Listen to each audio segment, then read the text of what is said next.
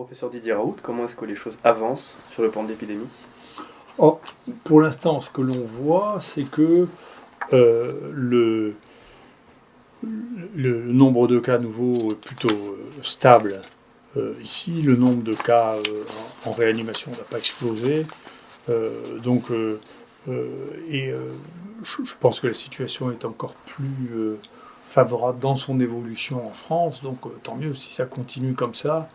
Les choses se passeront bien. Il est possible que, d'ailleurs, euh, l'immunité de la population, au moins sur ce que j'ai pu mesurer ici à Marseille, j'estime que peut-être entre 35 et 40% de la population a été infectée naturellement. Non pas basée sur les séros, la présence d'anticorps, mais sur l'extrapolation à partir des patients que l'on a diagnostiqués. Donc ça veut dire qu'on en reparlera, mais il y a une protection relative quand même par l'infection naturelle qui fait que la population entièrement sensible à ce virus, entre ça et une partie de la vaccination va diminuer et que donc le risque devrait diminuer au fur et à mesure. Voilà. Par ailleurs, les choses vont bien, je suis ravi. Le président de la République a pris à bras le corps avec le ministre de la Santé le problème de la séquence des virales auquel j'étais particulièrement motivé et donc nous a fait participer en nous permettant d'acheter la dernière machine la plus puissante de séquençage sur le marché, ce qui va nous permettre d'amplifier encore notre effort. Donc je suis très satisfait de ce rapport nouveau que nous sommes en train d'avoir de coopération sur des éléments qui me paraissent scientifiquement indispensables. Voilà. Concernant ces nouveaux variants, est-ce que les résultats que vous avez vous permettent de tirer de premières conclusions sur la présence de variants en France? Ce qui se passe en France, si vous voulez, ça c'est le tableau des variants que l'on a. Donc vous voyez, ça c'est le variant qu'on a appelé le variant 4, qui reste prédominant. Ça c'est le groupe des variants anglais, qui est là en rouge. Et puis ce que nous avons comme variants actuellement sont les variants, le variant 2 et le variant 8, qui prennent une importance plus grande que l'on trouve là dans la zone grise. Bientôt, on aura une identification précise de ça en même temps. Donc, on augmente beaucoup nos débits de génome, et en même temps, on a des diagnostics spécifiques qui permettent de reconnaître particulièrement les variants. Il faudra même, à côté de la reconnaissance de ces variants, il faudra continuer à faire des génomes beaucoup pour détecter des mutations atypiques. Donc nous, moi je vous rappelle, on a été les premiers au monde, c'est sur notre site, depuis le 7 septembre, on a déposé un papier qu'on a eu beaucoup de mal à publier et qui pour l'instant n'est pas publié dans l'ensemble. Alors, on a envoyé ça 2 fois à Eurosurveillance, qui nous a dit que ça ne servait à rien. À l'époque, personne ne regardait ce qu'était les variants. Eurosurveillance, c'est le journal de l'European CDC. Comment ces gens ne se sont pas rendus compte que c'était important de regarder la variation de ces virus, c'est quelque chose qui est étonnant. Mais jusqu'à ce que les Anglais disent, mais écoutez, on a les variants anglais, est-ce on parlait un peu dans le désert. Ça arrive, moi en tout cas, je ne suis pas choqué, parce que ça arrive souvent quand on est les premiers à trouver quelque chose ou à le rapporter, les gens ne s'y intéressent pas tellement. Mais c'est un élément pourtant très important, parce que certains de ces variants peuvent échapper aux stratégies vaccinales qui sont basées sur cette protéine spike. Alors il y en avait qui étaient trouvés, donc on pense que le variant sud-africain et le variant brésilien probablement échappent en partie aux vaccins qui ont été mis en place, alors même si c'est dit avec discrétion. Mais là, on voit il y a un préprint des États-Unis qui montre une autre mutation sur cette protéine qui est passée complètement inaperçue pendant quelques mois, qui dans le sud des États-Unis est en train d'atteindre jusqu'à 20% des cas des mutants actuellement diagnostiqués aux États-Unis. Donc, ce qui montre que c'est un problème général de ce virus de voir apparaître des variants et des mutants. Donc, ça doit amener, je pense, une réflexion de fond vaccinale. Moi, j'ai répété que je préférais les vaccins utilisant des souches complètes plutôt que des vaccins basés sur un peptide qui est trop variable et sur lequel la pression ne va pas cesser d'augmenter. Et donc je continue à penser ça. Et d'autre part, nous, on a repéré dans notre propre banque de génome si cette position-là avait été retrouvée, et on l'a retrouvée, comme le décrivent maintenant les Américains, on les a retrouvés dans des... On n'y a pas fait une particulière attention parce que c'est des mutations qui apparaissent dans des branches différentes. Donc on ne sait pas pourquoi, il y a une pression de sélection qui se fait sur ce point particulier. Et donc, dans le Marseille 1, on l'a retrouvé, mais aussi on l'a retrouvé tardivement dans le premier variant qui est arrivé de Chine. Et donc on trouve cette mutation-là, qui est une mutation qui apparaît très importante dans la sensibilité ou la résistance à l'immunité donnée par le vaccin.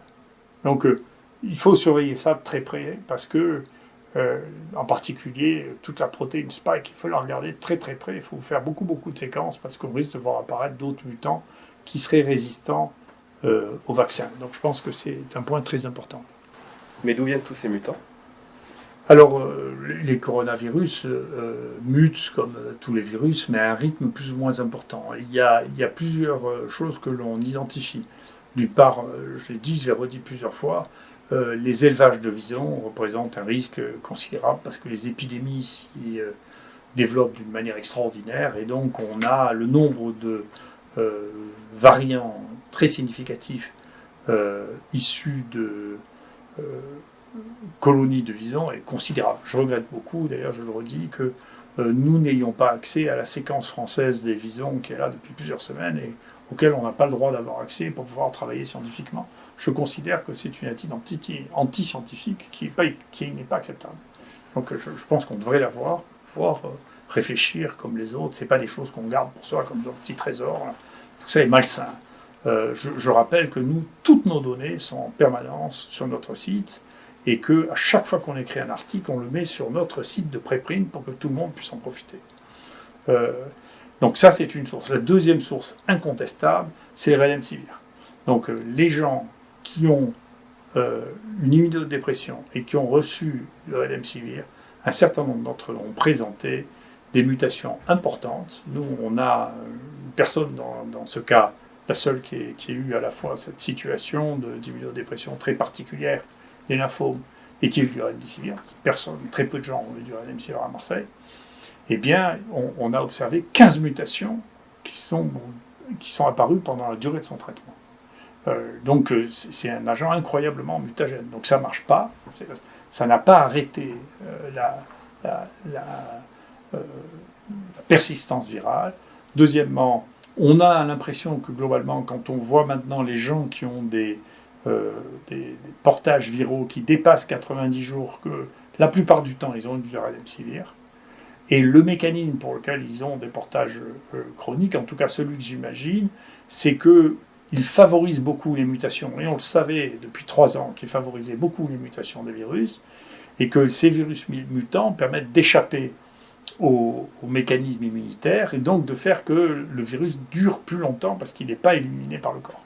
Et on a les évidences de l'association remdesivir plus anticorps contre le virus qui génère la mutation actuellement, qui est la mutation qu'on retrouve dans le virus anglais, dans le virus brésilien et dans le virus sud-américain. Donc c'est peut-être par hasard que, c'est publié tout ça, il suffit de lire la littérature, c'est peut-être par hasard qu'on a trouvé chez les gens qui avaient du remdesivir ces mutations en cours de traitement et que ces virus avec ces mutations ont émergé, mais c'est pas sûr que ce soit par hasard quand même, hein. Donc en tout cas c'est la source de mutants qui porte cette mutation précisément dans cette zone-là, zone 501, et actuellement il y a 3 épidémies qui succèdent au Brésil, en Afrique du Sud et en Angleterre, dans des endroits où on a utilisé le remdesivir, et il est bien possible que la source de ces épidémies soit liée à des mutants générés par l'usage d'agents mutagènes, dont le remdesivir.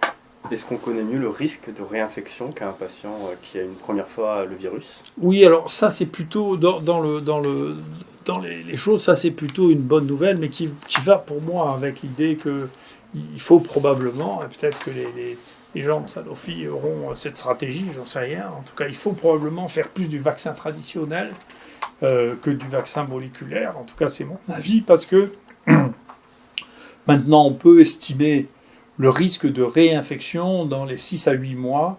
Après une infection, on a une banque de données suffisamment importante, on a testé tellement de gens qu'on sait qui était infecté 6 mois avant.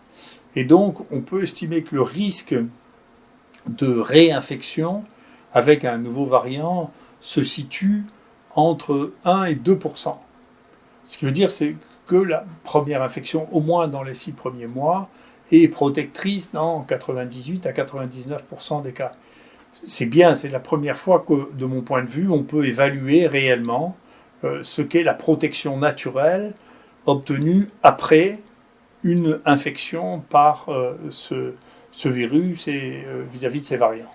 Donc ça, c'est plutôt une bonne nouvelle, mais ça m'incite plutôt à encourager les gens qui font des vaccins, avec qui j'ai pas de relation, de conflit d'intérêt, mais en tout cas, je les encourage à faire du vaccin traditionnel, c'est-à-dire des virus inactivés, des soupes de virus inactivées, parce que la défense naturelle ne se fait pas que contre la spike, elle se fait aussi contre les autres protéines.